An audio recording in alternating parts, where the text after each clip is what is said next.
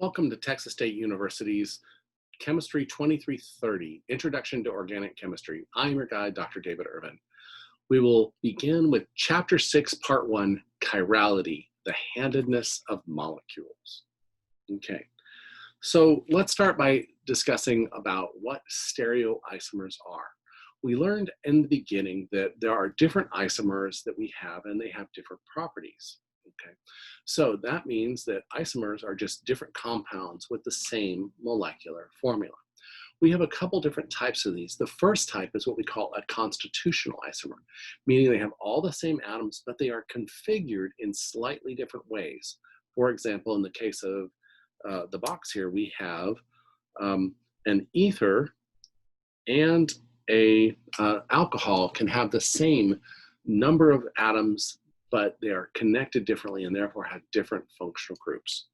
We also have what we call stereoisomers. And stereoisomers are the kind of isomers that are all tied together exactly the same way with the same atoms, but they differentiate their self in space. What we think about is stereo vision. Our eyes have two eyes. We have stereo vision because one looks at it from one perspective, one looks at it from the other perspective, and it can tell us our orientation in space.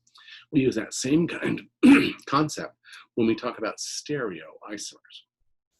Within stereoisomers, we have two different types we're going to discuss. The first one is called enantiomers. Enantiomers are stereoisomers who are molecules that are non-superimposable mirror images. Okay. Once we have a single chiral center that makes us have stereoisomers, we have a possibility for enantiomers. Now, if you have more than one stereoisomer possible, stereocenter possible, now you can have what are called diastereomers. Diastereomers are stereoisomers whose molecules are not mirror images of each other. So what we're going to do is we're going to discuss both of these types of things. We're going to start with enantiomers. Okay, so by definition, enantiomers are non-superimposable mirror images of a molecule. Okay, so let's use this as an example. We're going to consider one of the smallest of the chiral compounds, which is 2-butanol. Okay, so in the case of 2-butanol, we have a methyl group hanging off the end here and this methyl group here. Notice those each have 3 hydrogens on them, so we don't have to worry about the stereochemistry of those isomers. Okay, so and then we have this carbon with 2 hydrogens on it. Again, we don't worry about that one. That is not what we call a stereo center. Right? What we have to worry about is this carbon in the middle here. This carbon right here has 4 different things bonded to it. So when we start talking about stereocenters and chirality, we want to look for the carbons with 4 things bonded to it. So in the case of butanol here, let's redraw this ball and stick figure as our figure here. Now remember that a dashed wedge means it goes into the plane of our screen or our paper. A solid wedge means it comes out of the screen or our paper. And regular lines here are in the same plane as the screen. So this kind of orienting yourself around how we draw these structures will help us maintain our spatial geometry of our compounds. Okay, so now that we have that kind of in our heads here, let's take our one compound that we have and let's imagine that we put a mirror in between right here. And now let's imagine what the isomer would look like in that mirror image. And so if we have this wedge with this ethyl group sticking out toward us, we have a wedge with an ethyl group sticking out toward us. And this methyl group is in the plane, and this methyl group is in the plane. This OH is in the plane, this OH is in the plane, and this hydrogen is a dashed wedge, meaning behind the plane, and it is also there. So we've been able to take that same original image and create a mirror image of it by just imagining that as a mirror image. Okay, so the next thing we need to do is we need to see if that mirror image is superimposable or not, okay? So you can't just take that mirror image and try to knock them together and see if they're superimposable. We actually have to rearrange the molecule by rotating it 180 degrees to see where the groups are when they line up. So this can be really hard for some people, so you gotta practice about taking that image and either drawing it one step at a time by flipping it over or being able to imagine rotating it 180 degrees. So let's imagine us redrawing this thing using that 180 degree rotation. So in our mirror image, we only have to take one of the images here. We're gonna leave the original molecule as the original molecule. We're not gonna touch it. We're only gonna rotate the mirror image. So if this ethyl group is sticking out at us, we need to rotate that 180 degrees. And so if we rotated it 180 degrees around this axis right here, that solid wedge with the CH3, CH2 on it is going to be sticking back here now behind the plane. And so we would have a dashed wedge. So all we did was rotate this 180 degrees, and now we have it sticking back behind us where it is. Now notice the OH and the carbon in the center don't change because just rotating the atom doesn't change its position in space, okay? Now let's take that away. We're gonna do the exact same thing with the next atom. The next atom we're gonna do is we're gonna do it with this hydrogen atom here. We're gonna take that hydrogen atom, we're gonna rotate it around the same axis, the same direction, 180 degrees. So if we have a dashed wedge back here, we're gonna rotate it 180 degrees, so it's now sticking out at us with a solid wedge, okay? So let's go look at our product over here. So our first one we rotated back was our ethyl group, and it has a dashed wedge. The second one we rotated was that hydrogen. It had a dashed wedge, and now it's a solid wedge. So this is the second group that we looked at. This is the first group. Now let's look at our third group and see if we can't make sure it shows up in the right place when we do our rotation here. So just looking at the third group again, it was this methyl group, and it was in the plane of the paper. So it has no wedges. It's in the plane of the paper. So that means we just need to take it from this side and wrap it around to this side, also still in the plane of the paper. And so if we look at this group here, we still have no wedging. We have just a line, therefore it's still in that same perspective.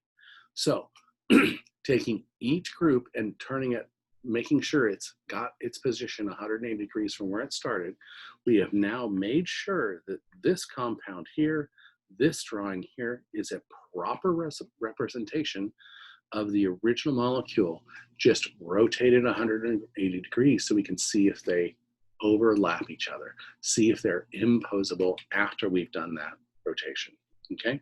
So let's see if that's true. So we take our original image that we had before, and now this is our rotated image, the image that was our mirror image that has now been rotated 180 degrees. And now let's go back to the ball and stick to see if they are imposable, okay?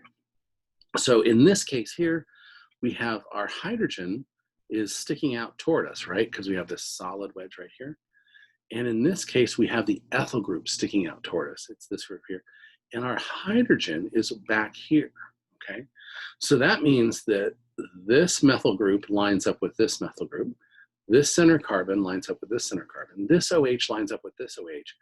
But the hydrogen back here is actually where the ethyl group is in the top one. And this ethyl group right here is where this hydrogen is on the other item.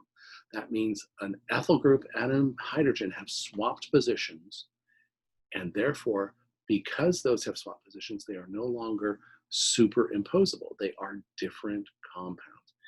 If we had done this rotation and this ethyl group showed up in the front, then they would be exactly the same molecule, and therefore would not be chiral. Okay, so the definition is it has to be, you take the compound, you draw its mirror image, and they cannot be superimposable. Okay, So let's go to here. So enantiomers are stereoisomers with non-superimposable images, okay? So the common word for this is called chiral. It comes from the Greek that means hand. And so you have a left hand and a right hand, or you can imagine having a left hand and a right hand. And the fact is that they look alike. They are mirror images of each other. But if we try to put them superimposed on each other, the thumbs are on the wrong side. Even though some of the fingers here line up, the thumbs are on the wrong side, okay? So they're mirror images. We can do it like this, but again, they are facing in opposite directions, so they are still not the same, okay? So that's what enantiomers are. And therefore, enantiomerism is when organic compounds have these stereocenters, and therefore the stereocenters have to be a carbon with 4 different bonds in it. So number one right away is a way to trick you is say, hey, is this compound RRS? Look at that compound, look at that carbon. Does it have 4 different groups? If it has 2 of the same groups, it cannot be chiral. So make sure you look for 4 different groups first before devoting any time to deciding which enantiomer you have. Okay, so let's go ahead and talk about this compound here, 2-propanol or isopropanol. Let's see if it's chiral or not, okay? So the first thing I want to look at is the central carbon and see how many different groups we have attached to it. We have an OH, that's different than a hydrogen, which is different than a methyl group. All right, great, we have 3. We only need 1 more different group to make it chiral. Oh wait, we have another methyl group.